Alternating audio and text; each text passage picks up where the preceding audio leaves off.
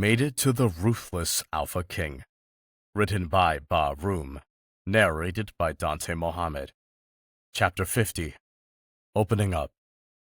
Human, I need clothes. A female voice echoed from the guest room, then down the stairs and into Sarah's ears. Sarah balled her fingers into a fist and twisted her body around. Her glaring eyes first roamed towards the man who was sitting on the couch in a daze, then redirected up the stairs in the direction that Katie resided. Ever since Katie started staying here, she has forever been tormenting her. Go get that. Go do that. It was as if she was her personal secretary, or rather, her personal slave. And frankly, Sarah was sick and tired of her so much that she wished Damon had kicked her out, despite her calamity. And the same goes for Damon Callisto. If she could kick him out, then she would. He was irritating, frustrating, and any other annoying thing you could think of. As of the moment she started living here, he has not been himself. He doesn't talk much, and he barely even eats.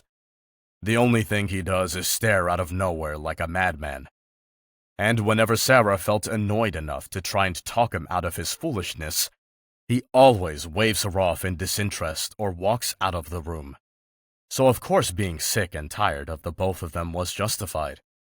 This was the fault of none other than that Katie, and maybe Damon's fault as well.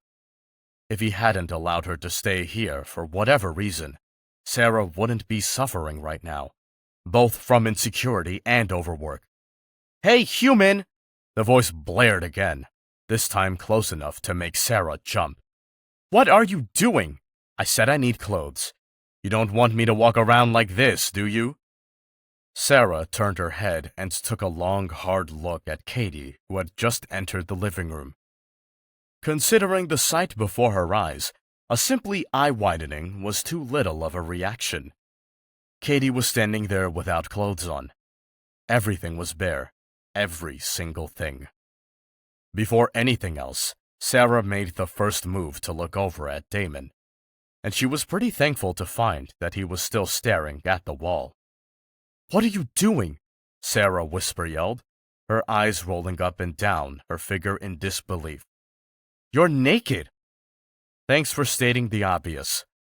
Katie threw the towel she had in her hands over her shoulder and leaned her weight on one side before placing her hand on her hip. I asked for clothes and you didn't give it, so I thought you wanted me to walk naked, she laughed. What? You don't like how I look? She jutted her bottom lip out with a sly smile, and then tilted her head so that she was staring at Damon. I bet he'd appreciate a good view after all this time, seeing how you barely have much to offer. Sarah rolled her eyes. From day one, it was always the same. You don't have much. You're worse than the woman on the streets and all that. That's pretty much all she had been hearing for 3 days straight. So right now she couldn't care less about what she just said. You're the only one who thinks so, Sarah replied, turning on her feet sluggishly and padding up the stairs. Come on, I'll get you clothes. But Katie didn't follow behind. She folded her arms across her chest and stood her ground, eyes boring daggers into Sarah's back. Bring it down. I'll talk to Damon first. That was her attempt at riling Sarah up and wiping that unbothered look off her face. And sadly, you could say she achieved what she wanted. Sarah spun around almost immediately and launched herself forward, grabbing Katie's hand before she could even step off towards Damon. You're pretty fast for a human, Katie commented, a loud chuckle leaving her lips. And stupid. She looked down at her hand that Sarah was holding and ripped it out of her hold before rubbing the spot. Anyway, you don't have to get me clothes. I think I'd rather help myself. That's if you don't mind me entering your room and ruffling through everything. And with that, she shoved Sarah out of the way and climbed the stairs 2 at a time with her hips swaying from side to side. You freaking annoying show-off. Those were the words at the tip of Sarah's tongue, but never reached the open. You could say she knew who to avoid and who to stand up to. Telling off Katie now would only be fruitless, especially since she never lets go of an argument until she has the upper hand. And so, since she wasn't a very wise sparring partner to choose, Sarah turned her piercing gaze over to Damon, and without so much as thinking of what her next words would be, she stomped over to him. "When are you going to get rid of the people after her? She seems very desperate to leave." Damon rolled his gaze up from her feet to her face, and even when he began to speak, that dazed look never left his face. He was obviously thinking about a lot. "I sent out wolves around 3 hours ago to scout the area she directed us to. If she's telling the truth, then we'll attack." He leaned forward in his seat and repositioned his gaze to the floor. "I don't trust her words alone." Sarah blinked. She came with the intention of cussing him to hell and back, but after getting his calm reply, she had absolutely nothing to base an argument on at the moment. "Well?" Her glare slowly retracted and she twisted her fingers together, not knowing what to say. "Why didn't you fill me in? I was worried when you weren't going to help her." She lied through her teeth, a beaming smile dancing upon her lips. "I'd rather you not refer to this as helping. I don't help others. Because it's against the bad guy code, or because you hate people overall?" He sighed, face tightening and his eyes becoming pensive as if reminiscing. "I don't hate people. I hate their ways, deceit, envy, betrayal." His jaw clenched at the last word. "I hate it all." "Why?" Damon's eyes traveled back up to her, and she cringed. She began sweeping her feet over the floor under his uneasily penetrating gaze. Maybe pressing too far in wasn't a good idea. Frowning, she opened her mouth to dismiss her rather stupid question, but Damon ended up speaking before she did. "I think you already know why." He used a bored tone when he spoke, as if her mere words were bothering him. As soon as Sarah saw it, the irritation in his eyes, that is, she fixed a glare in his direction. "Not entirely. I don't know more than what you tell me, and you don't tell me anything." "What difference would it make?" He made the move to get up, but Sarah walked forward and pressed her palm into his chest, shoving him back onto the couch. "A lot of difference, actually. At least then I'd be able to understand why you're so sensitive to betrayal, why you're sitting here like a lost puppy, and why she keeps saying that she was yours first." Damon didn't make any move to get up, even though he could probably shove her away with just his pinky finger. And likewise, he didn't make any move to speak either. After a few motionless minutes, she rose her brow expectantly and lifted his drooping chin with her fingers. "Are you going to tell me or not?" He didn't answer. He didn't even look at her. It was obvious that he didn't plan on telling her anything. Licking the skin inside her mouth in irritation, Sarah dropped her hand and twisted her body around. She walked off towards the door with stomping feet and pursed lips, but a large hand grabbed her wrist before she could reach far. "Can we?" He paused in hesitance. "Can we go out for a walk? I'll tell you everything, from start to finish." Mated to the Ruthless Alpha King. Written by Ba Room. Narrated by Dante Mohammed. Chapter 51. Into the Past. Flashback. 10 years ago. Damon's point of view. "Alpha. She hasn't been seen nowhere near our border. I strongly believe she's been taken by Maximus. They were spotted to the west around the same time she left." "My best pal," Jason shouted as he ran out of the forest with a total of around 50 wolves thundering forward behind him. "For one whole day, we have been searching non-stop for my mate, Katie, but she's nowhere to be seen. I know not where she is nor why she left the mansion, but nonetheless, I need her. I need her to fix this, both this situation and this raw pain in my chest that kept clawing at my heart. Right now, there's a mix of confusion and betrayal running through my veins like blood. We had been together for a few months now, and I couldn't have been any happier. She tamed the demon inside me and accepted me for the vicious being that I am. But then, last night, she suddenly rejected me without so much as an explanation and ran off into the woods. I was too surprised to even run after her, and I regret that now. I should have ran after her despite what she had done and forced her to explain herself. If I had done that, she'd be here now and not in the hands of filthy rogues or wherever. Are you all right? He stopped in front of me and ran his eyes over my face, his hand reaching up to press against my forehead. You're burning up. I'll ask Felix for help. With his army, we'll be able to find her within just a few hours. I quickly slapped his hand away and trotted forward. But within 2 steps, the pain that erupted in my chest scorched my being and halted my every move. This pain wasn't from any wound.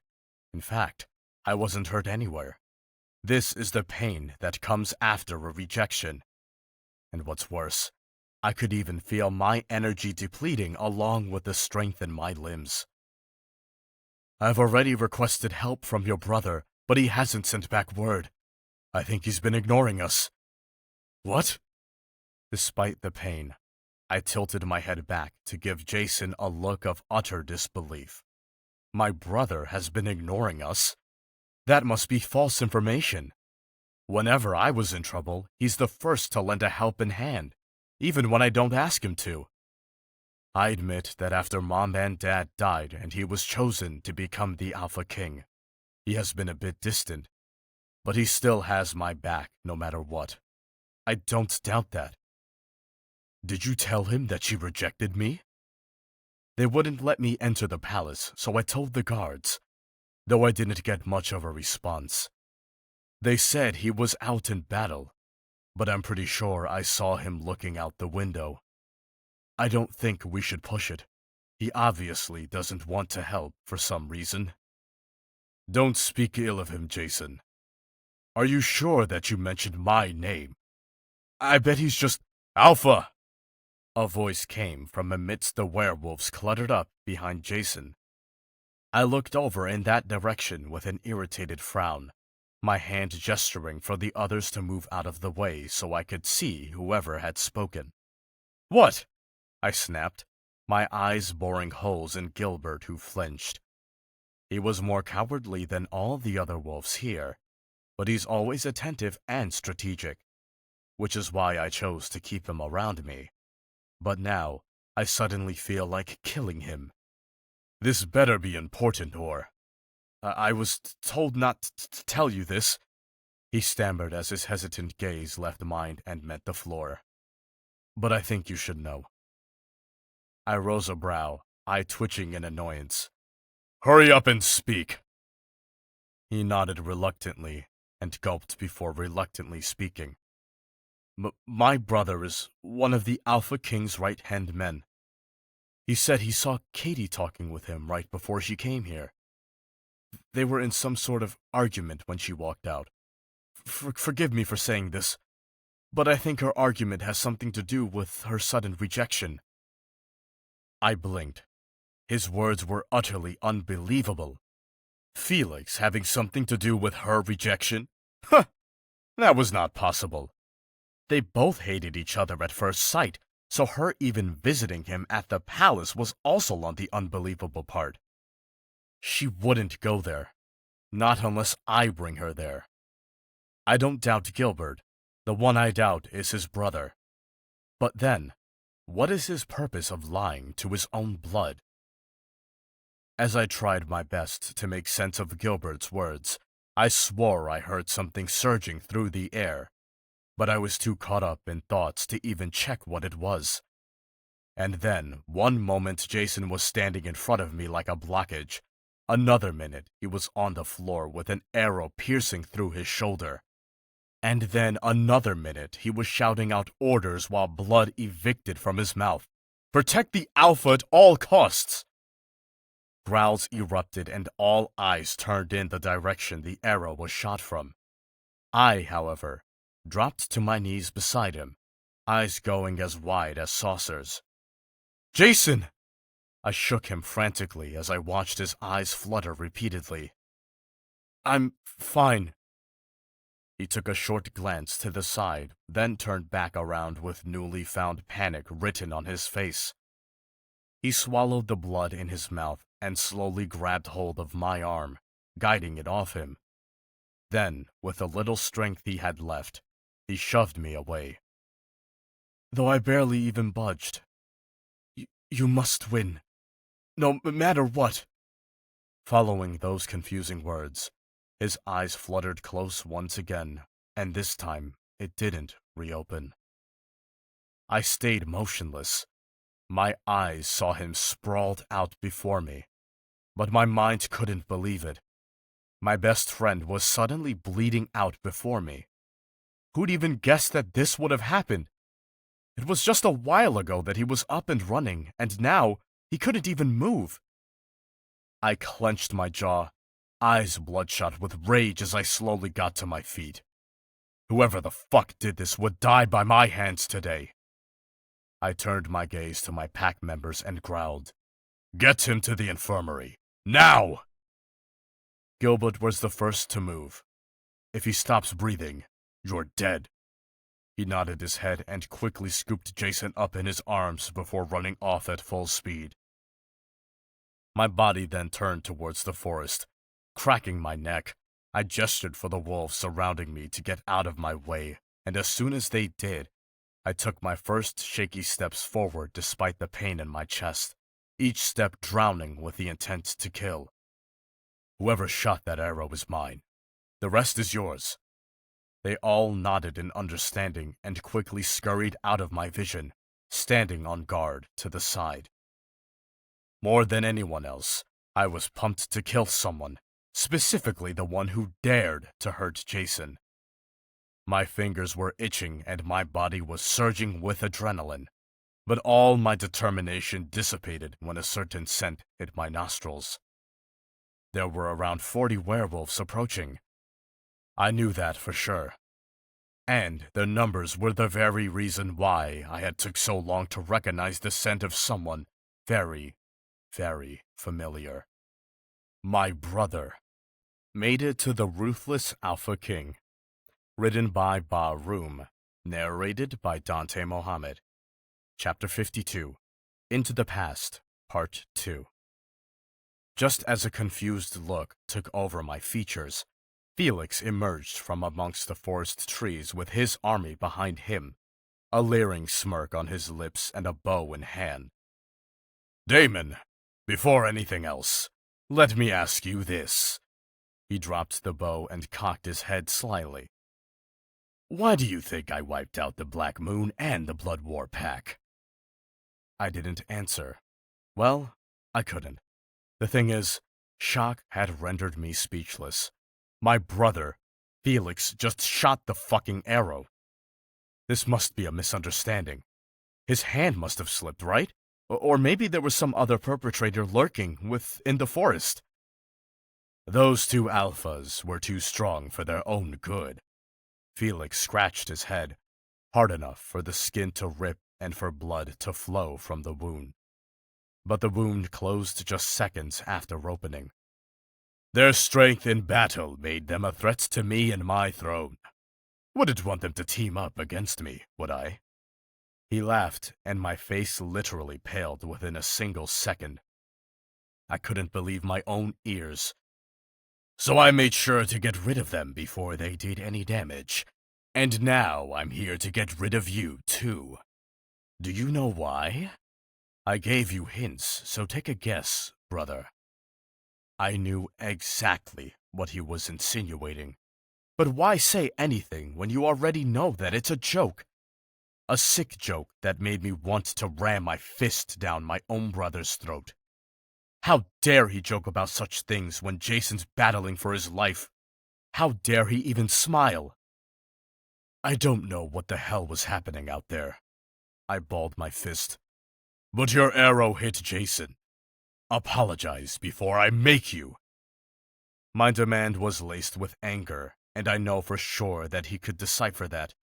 Yet he completely ignored my words and continued on. I nearly died during those 2 battles. Remember? You were the one who took them both out for me. And, truthfully, I was grateful. Very grateful. Until people started whispering. His grin suddenly dropped from his lips and his eyes slitted with oncoming fury. You know how people are. As soon as you lose a battle, they call you weak and try to replace you. Yep, that was how it is. Of course, they wanted to replace me with the man who saved the day. Damon Callisto. He encircled me, eyes running up and down my figure. You're smart enough to gather why I'm here, right? I need you out of the picture in order to continue my reign as the unmatchable Alpha King.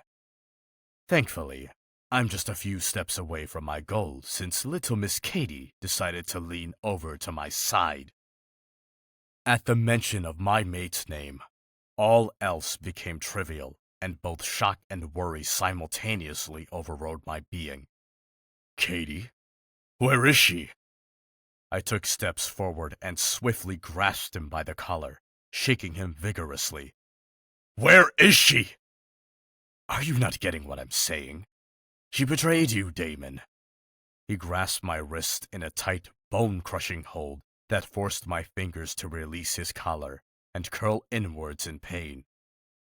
Warning growls came from my pack wolves, but I held up my free hand to silence them. I need to hear more.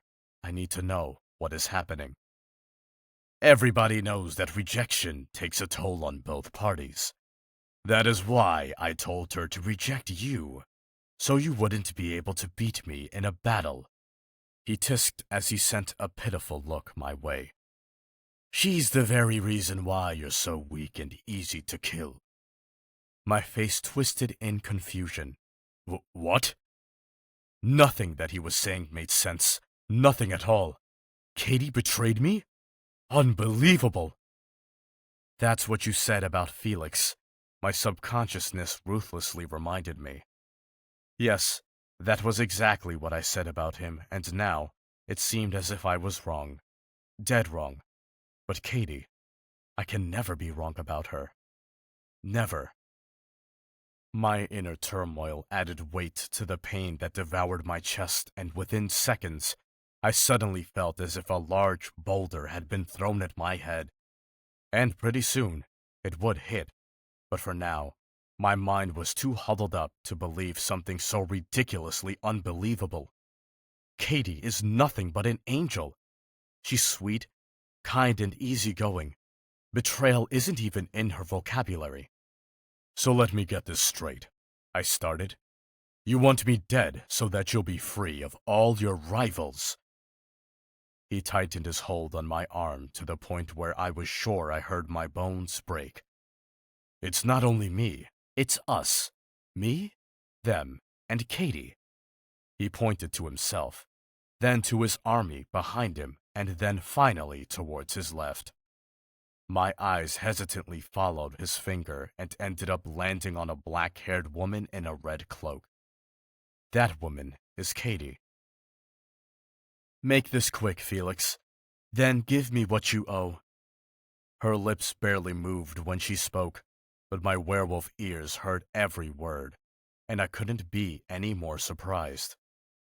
My whole body was seconds away from crumbling in agony, but before it did, Felix had sent me to the floor.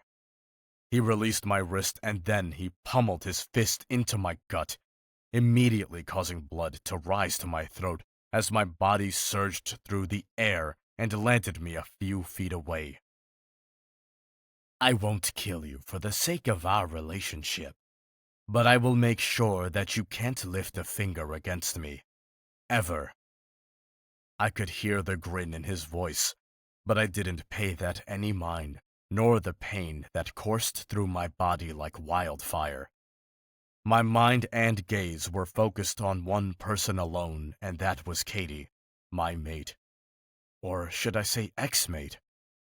She was staring hard at my battered form, but not even an ounce of worry flashed through her eyes. No guilt, no remorse, nothing. She didn't feel guilty for what she had obviously done, but even so, she could have faked it. She could have forced herself to show some sort of emotion. But she didn't, and I guess that was what it took for me to finally understand. I was betrayed by two persons in one day. My brother, whom I trusted more than myself, and my mate, whom I would die for any day. I clenched my fist and tore my gaze away from her, head lifting so I could stare at my brother with eyes that had now become golden due to rage. When he saw my eyes, I saw him waver for a moment there, but I barely acknowledged it. In that moment, I disregarded any and everything. I only have one goal, and that is to kill him and that woman. The pain, I'll bear it. The feelings, I'll discard it, and these people, I'll make them pay. From this moment on, I will trust no one but myself. Mated to the Ruthless Alpha King. Written by Ba Room. Narrated by Dante Mohammed. Chapter 53. Together. Jason's pretty loyal, was Sarah's first words as she shifted on the large boulder she was sitting on. They were by a small stream to the east of the mansion. Beautiful butterflies flew above and below, and some perched upon the green grass that surrounded the crystal stream. Furry, wild animals strolled past every now and then, grabbing Sarah's attention for a brief moment before she refocused on the man before her. The place was nice. It was sad that she had never been here before, seeing as Damon hardly allowed her feet to touch the surface of the outdoors. Is that all you have to say after I told you everything? I've never, ever willingly told anyone about my life aside from Jason. Damon, who was standing between her legs, lifted his gaze to her and frowned, hazel eyes giving her a pointed, disapproving look. In his perspective, he had just revealed his wretched past, and that could possibly be a disadvantage at any given moment, depending on whom he told it to. But he had chose to tell her anyway, and yet her response was rather limited. But on another note, why did he even tell her anything of it? This wasn't something to just tell anyone. This was only for the ears of someone trustable, someone loyal, someone who he was sure would never leave his side. So why did he tell her all of a sudden? It couldn't be because he trusted her, right? Right? He was always cautious around any and everyone, which is why he never dared to show much emotions. And still, he managed to show her pretty much every single emotion that could ever paint his face. Then now, he even told her about his past. Why? Could it really be that he thought he could trust her? Could it be that he really thought she was someone like Jason? Someone who'd never betray him, that is? Whatever the reason may be, he was sure that he felt as if a heavy weight had just been lifted off his shoulders. His body felt light, like a weightless feather, and his mind felt at ease. Like he could see a fly right this moment and allow it to breeze past without spitting fire at it, just like back then when he was the good guy, or something close to that. Even so, if he wasn't sure before, then he was pretty sure that this mate bond between them wasn't all that bad. Yes, he was changing. Yes, he felt like a totally different person. But strangely, he felt as if that was okay. As long as he was the good guy in her presence. Her presence alone. Show a little appreciation, will you? he finally finished after a long pause. She smiled. Are you saying that I should be touched by your boundless generosity? Something like that. Well, Sarah paused in thought. All I can say is that you're a tough guy with a big heart. She pressed her index finger to the spot behind which his heart resided and laughed when Damon gave her a disapproving look. Why are you looking at me like that? I get the tough guy part. He slapped her finger away and stepped back. His hand that was on her thigh slid down to her knee, then pushed her legs together. His good mood had evaporated right upon the comprehension of her sentence. But big heart? What the hell? That's the most awful thing anyone has ever said to me. Sarah giggled at his childish antics. But I'm not wrong, am I? She grabbed onto his shoulders, intending to pull him back into the clutches of her legs. But Damon shrugged out of hold and fired a devilish glare that only made her laugh harder. Stop looking at me with those eyes, she demanded, pursing her lips together as she tried in vain to stop her laughter from consuming her. She did you dirty, right? And yet you're still helping her. Doesn't that mean you have a good heart? No. It means I have good tolerance and self-control. I could kill her any day without batting an eye. And likewise, I could also kill you if you give me a reason to. Right now, I think I have more than enough reason to rip your tongue out. And then, when you kill both your mates, what happens then? He shrugged. A third chance mate, I guess. That answer was an obvious jest, yet Sarah didn't take it that way. Her laughter that seemed to have no end died at that particular moment, and a frown then covered her features. I was hoping you would deny that, she whispered as she began fiddling her fingers. Damon looked down at her fingers with furrowed brows. Deny what exactly? She kept silent for a few moments, with her lips opening and closing like a fish. She was contemplating on whether to speak or not, and that made Damon's irritation surface. What should I deny, Sarah? She dropped her head and finally allowed the words on her tongue to pass through her lips. I said both your mates, and you didn't deny that, she said hesitantly. Since she rejected you, isn't she no longer your mate? Or is there still a bond between you? Is that the reason you're helping her? Because you and Liam can't bear to see her die? She was definitely aware that she probably looked like an absolute idiot when she said that, which is why she couldn't help but clench her eyes closed in embarrassment. She had already released her worries into the open, so she couldn't take the words back. All she could do was feel ashamed for ever mentioning that to him. Don't get things mixed up, Damon replied with a sigh. I'm only helping her because I want to kill Maximus. He paused for a mere second, uncertain whether to speak his mind or not. I admit that there's still a small side of me that still acknowledges that we were mated, but it isn't bigger than the side that wants her dead. Sarah's eyes widened with surprise, but she nodded in understanding nonetheless. Then if I died, what would you do? He shot her a dazzling grin with the purpose of soothing her. If you don't want to see the whole world massacred, then I suggest that you stay alive. Sarah's face immediately brightened up as expected, her cheeks filling with red and her lips spreading across her face in glee. You're kidding, right? She laughed, punching his shoulder with her right hand in embarrassment and tucking her hair behind her ear with the other as she tried her best to hide away from any form of eye contact. Yeah, I'm kidding. Damon watched as Sarah's smile wavered until it was no more. She slapped his arm as hard as she possibly could, and he chuckled. Honestly, I'm not sure what I'd do.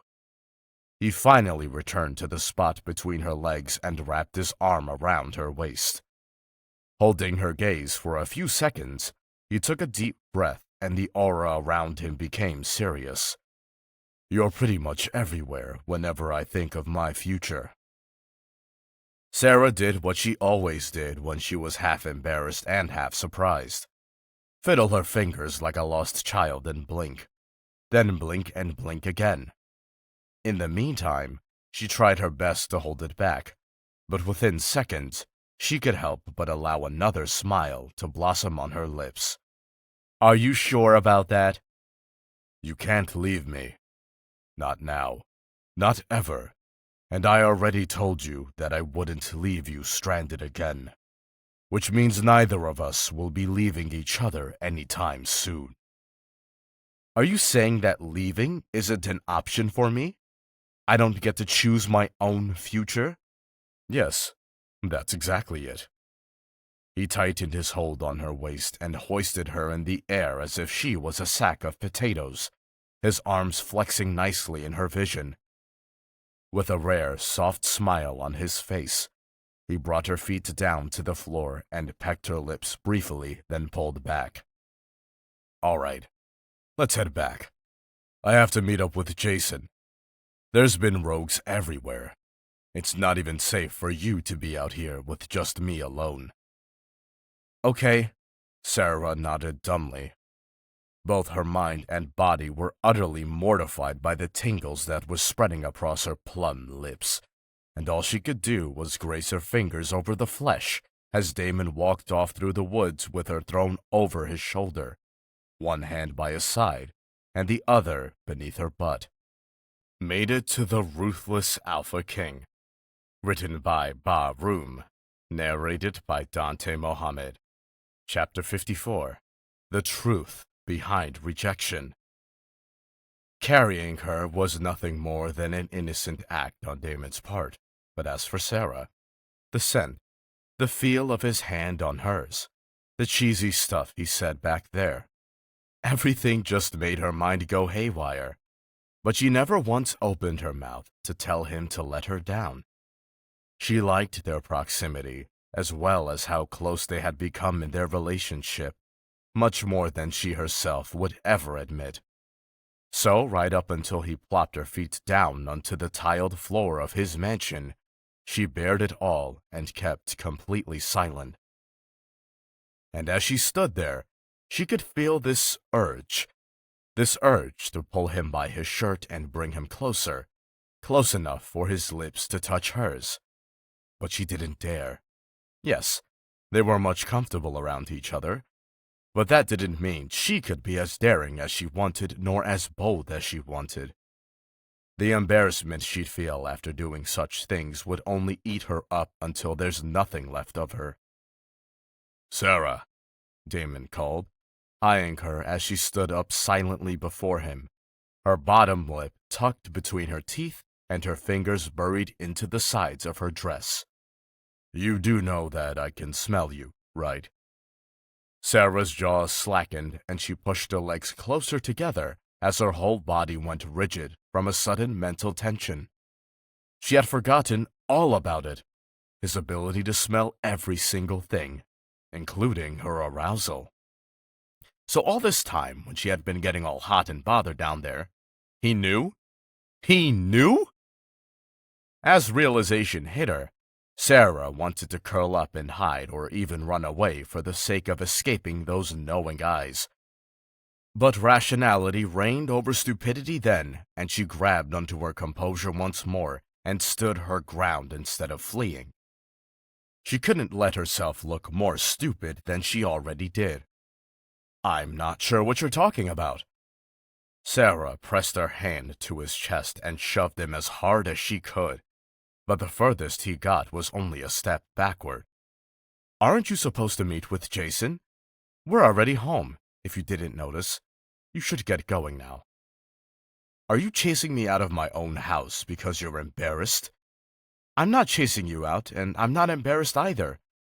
You said you were going back to meet Jason after you took me back home. Now we're here, so shouldn't you be leaving? Or are you staying?" I should leave, but I don't think you want me to. He said his words slowly whilst rolling his gaze down her body. And it was then that her composure deserted her once again, and a blush coated her cheeks. She knew that look, the predacious one that made her insides flitter around like leaves, the one that always led to something intimate. He was definitely about to devour someone, and that person was undoubtedly her. No, she quickly protested before he even had the chance to make his first move. Don't come any closer, Damon. I haven't done anything. Yet. He smirked, and with a slow, torturous step, he walked towards her, dark hazel eyes peering down at her with a deep glint of lust. As soon as he was close enough, his hand removed themselves from his side and dug into the skin of her waist, grasping her, then pulling her closer into the soft embrace of his touch. That innocent look on your face would make anyone think that you're always a good girl. He slid one hand down and slapped the inside of her left thigh, and then the other, a silent command to widen her legs. Sarah's innocent mind was trying to work their way around his words, so obviously she wasn't thinking straight when she flinched and slipped her legs further apart, giving room for his hand to climb under her dress and up to her awaiting crevice that begged for his attention. So are you a good girl, Sarah? Or are you naughty? At his words, she could feel the delightful taste of heat sprouting in the pit of her stomach as goosebumps rose on her skin. But aside from that, panic also ran amok in her being, and she shifted her frantic eyes from the stairs then to Damon and back again. One part of her mind was excitedly thinking about what this situation could lead to, while another part was worrying about them being spotted by Katie somehow. She wanted to speak, but she wasn't sure what to say, and the sight of her in such an amusing position made Damon very content. The innocent blush that covered her cheeks was definitely worth the teasing. If you ask me, I'd say you're... He dipped down slowly without breaking eye contact and bit her lips softly, while his infiltrating fingers slipped behind her underwear and tweaked her clit. Naughty. Especially when I fuck. Before any other word could leave his lips, a soft hand slipped between their lips and slapped itself over his mouth, cutting off the rest of his rather lewd sentence. Damon! She whisper-yelled, her blush darkening as she lowered her head and her long black hair fell over her face. Wiggling out of his hold, she quickly fixed her dress and forced herself to muster up a stern look. You can't do that. Katie is Says who? With one long stride, he grabbed her by the waist and pulled her flush against him. Then it took no later than a single second for him to attack her lips. Sarah instantly moaned into his mouth, her knees buckling as his tongue rode its way down her throat and his hands found themselves on her thighs. Swiftly, he groped the flesh, secured her legs around his torso, and stalked off towards the stairs with his tingling lips glued to hers. As of that moment, everything else shriveled up into bits, even the very world around them, and the only thing that mattered was each other. Damon, stop! Sarah wiggled around nakedly on the bed, heavy laughter escaping her lips recurrently as Damon tickled the life out of her. Say it, Damon demanded, looming over her form with a grin on his face. Say you want me to train you. No! Stop it! Sarah was running out of breath now, but even so, she did not give up. Damon must be crazy to think that she'd ever admit to something as ridiculous as that. She wasn't even sure how it even came up. They were making out, quite comfortably at that, and then, all of a sudden, he said something completely irrelevant. I want you to be able to defend yourself if anything goes wrong. Upon hearing that, A firm no had immediately left her lips. She understood that he was restless because the rogues were acting weird and all, but that didn't mean that she'd learn to fight just to appease him. Damon, however, thought otherwise and was now hell-bent on having her agree. Just say yes. I'm generously giving you the option of choosing. Isn't that what you wanted? He paused his torture and dipped down to lick the tears that fell from her eyes due to excessive laughter. Hurry up and say it, or we'll be here all day until you do. But his words went on deaf ears. It's not free will if I already said no and you're still pestering me. As soon as Sarah recovered from her laughter, she swiftly locked her legs around him and then dug her fingers into his side in an attempt to tickle him. But in response, Damon only gave her a flat look. I'm not ticklish. Sighing, he grabbed her arm and planted them against the pillow above her head. Now repeat after me. I want to learn how to fight. Damon! A call came from behind the door, and the two naked bodies immediately parted. Of course, Sarah was the one to kick him off her and over the edge of the bed, landing him on the solid floor with a loud thud. Are you okay? She whispered with a soft titter, creeping over her with an apologetic look on her face. I'm perfectly fine. He shot her a glare as he picked himself up. Are you just going to sit there? Get dressed so I can open the door. He grabbed her dress from the floor and threw it in her direction before slipping on his trousers. When she was fully dressed, he went ahead to open the door. But before he could touch the knob, a hand grasped his wrist and the shirt was shoved into his chest, forcing him to hold onto it. Are you going out like that? Sarah asked, eyeing his bare chest with a scowl. I'm not naked. Damon stated the obvious whilst attempting to pull his arm out of her hold and reach for the door once again. But Sarah only tightened her hold. If you go out like that, then I'll walk around naked, even when Jason's here. Damon's nose immediately turned up. You wouldn't dare, he hissed through his teeth. Sarah didn't reply. Instead, she grabbed his shirt out of his hold and threw it over his head before fixing his hands through the sleeves, despite his reluctance. Are you seriously trying to be possessive? He didn't smile, but Sarah could hear the amusement in his voice. Again, she didn't make any move to answer. Avoiding his calculative gaze, she reached behind him to open the door, then shoved him out and followed behind him. I'm going beyond the borders later, and I'm definitely going to shift for sure. You know what happens when I revert, right? He rose his brow as an irritating smirk evolved on his lips.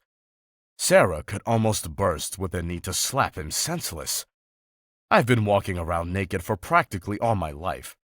There's no use trying to hide. The midget's waiting for you outside. Are you guys going somewhere? Both Damon and Sarah turned their heads in the direction of the voice and spotted Katie, whose arms were folded across her chest as she looked over at them. Damon only glanced at her for a mere second, while Sarah's eyes couldn't move away from her. Why? Well, there were exactly two reasons. One, she had numerous scratch marks along her arms. Two, she had blood slipping down the side of her lips.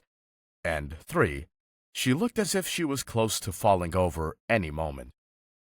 Made It to the Ruthless Alpha King. Written by Ba Room. Narrated by Dante Mohammed. Chapter 55. The Truth Behind Rejection. Part 2. Sarah, don't go outdoors and don't talk to her unless it's necessary. I'll leave someone outside to guard the house. And with that, Damon ruffled her hair before walking off down the stairs and through the door. Sarah, however, didn't move an inch, not even when Katie frowned and turned her face away from her. You keep staring at me as if I have some sort of disease. You're not very polite, are you? Sarah quickly snapped out of her daze and shook her head. Sorry, I just... She paused in hesitance and twiddled her fingers. Is something wrong with you? There's blood at the side of your lips. Blood? She blinked as her hand reached up in haste and swiped the left side of her lips. It's the other side. Katie spun around, wiped her face clean, and then turned back to glare at her. But her glare wasn't enough to hide her obvious embarrassment. Mind your own business, will you? Stop acting like you care. She aggressively flung her hair behind her shoulders and stalked off, but her movements weren't as proud nor straight-postured as always. She was struggling to walk without swaying, and Sarah could see it. Something was definitely wrong with her. Sarah wasn't sure why she did it, but she found herself following behind her. Maybe it was the fact that she was obviously hurt that made her momentarily put aside the fact that she had hated her to some extent. Or, perhaps, it was simply because she was curious as to what or whom had hurt her. As far as Sarah knew, there was no one else in the house aside from the three of them. If neither her nor Damon did anything to her, then did that mean it was self-inflicted? Or she had some sort of illness? Either way, Sarah needed to know, or she probably wouldn't be able to sleep tonight. I don't exactly like you, to be honest. They stopped in the kitchen, Sarah by the entrance and Katie in front of the counter. But if something is wrong and I can help, I'll help you. I'm not as cold-hearted as you are. Katie was silent, and her face was as hard as a rock. She was thinking hard on something, and Sarah was anxious to know what it was. So? She urged, watching her every move as she moved to open the fridge and dig through the cupboards, taking out a bottle of liquor. Sarah's eyebrows furrowed. Even if she herself didn't know where that was, how in heaven's name did she know? How do you know where that is? Did Damon tell you? You said you want to help, right? Katie responded, casually disregarding her earlier question. I don't have much time left. Probably within the next few years or so, I'll die. If you want to prevent that, you should leave Damon to me. Sarah's gaze became incredulous. What? After hearing that, she was slowly getting to the conclusion that feeling sorry for Katie wasn't a very wise move on her part. She was back with the leave Damon thing again? Seriously? She should have expected this. The main reason she came here in the first place was because of Damon anyway, so she shouldn't have put this past her. Who knew lies could stretch this far? I'm being completely honest here, Katie clarified as she stared at a disbelieving Sarah. Her face and voice were nonchalant enough to convince anyone, and if Sarah wasn't in her right mind, she probably would have trusted those stoic eyes she bared. Rejection isn't as easy as saying, I reject you as my mate and blah blah blah. It comes with a price. Damon might not feel our bond anymore, but I can.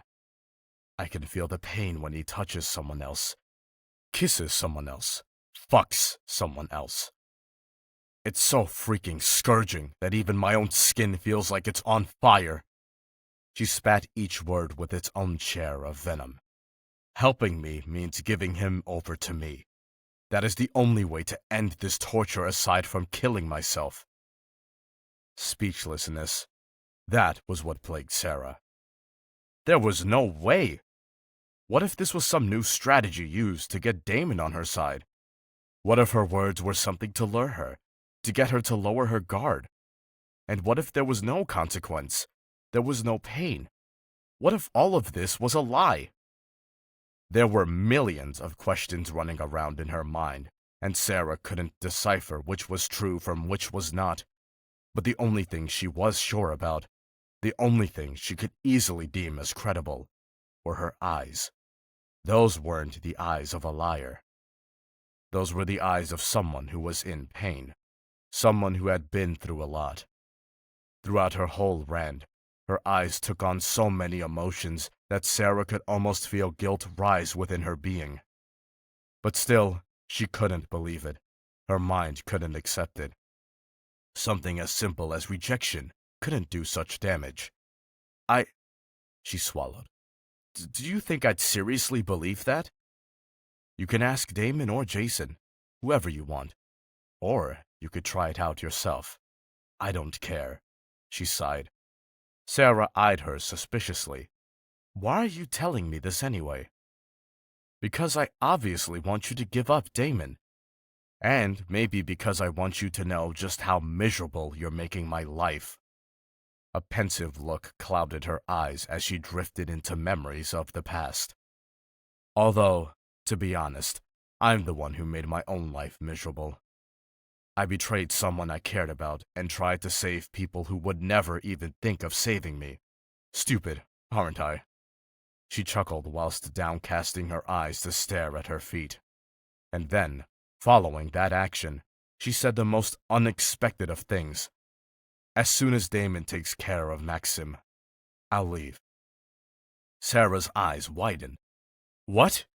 You'll leave just like that? Why do you seem so surprised? Any normal person would have been happy to hear that.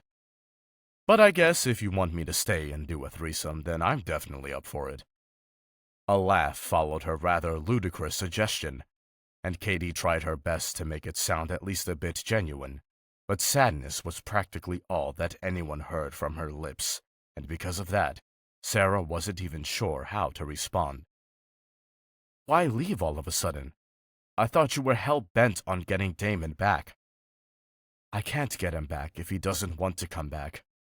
It's pretty obvious that he doesn't care one flying shit about me anymore. And I'm not even sure if he ever did. That look in his eyes when he speaks to you. I have seen it before.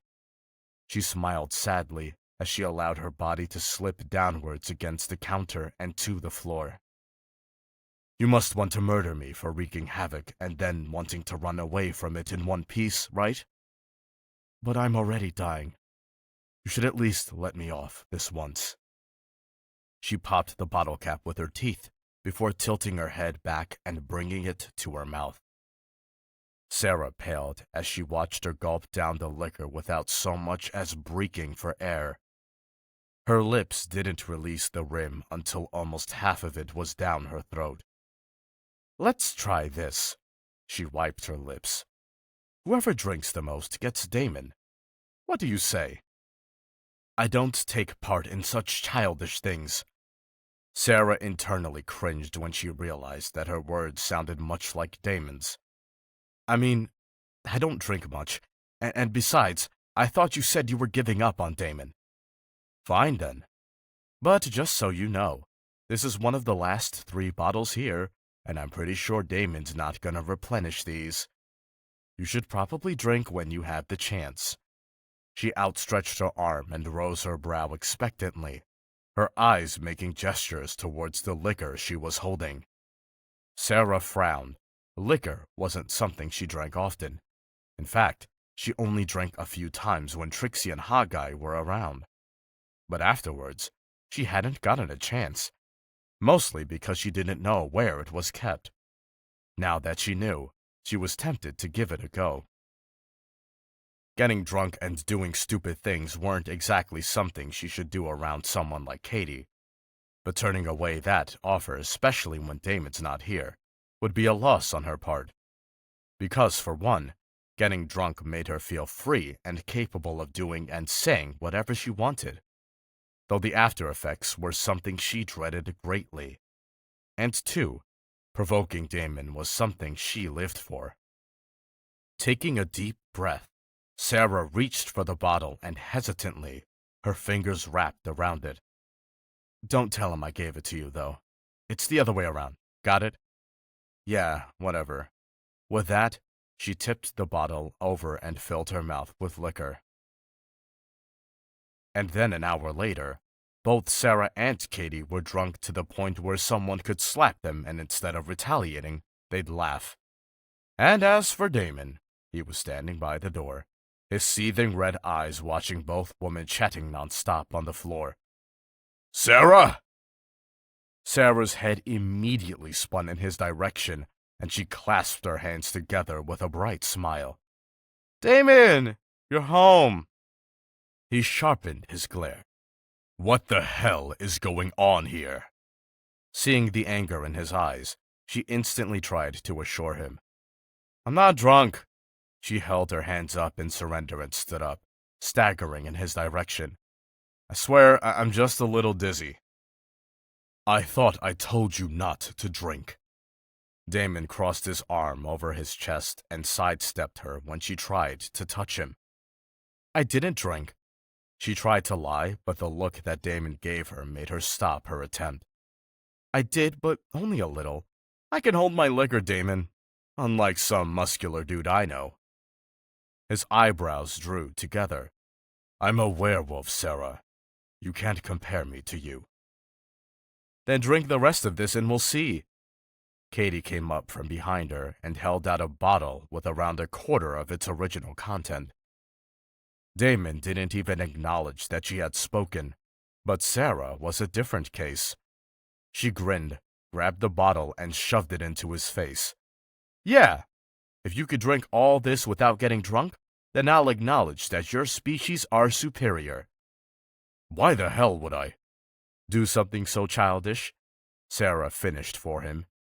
"Because I said so." She took a staggering step closer and lifted her eyes to stare hard at him, a stern look on her face. "Or are you too chicken?" Damon knew that trick for sure. But again, his pride allowed him to fall prey to her trickery, and without so much as giving it a good thought, he rolled up his sleeves and grabbed the bottle out of her grasp. "Fine."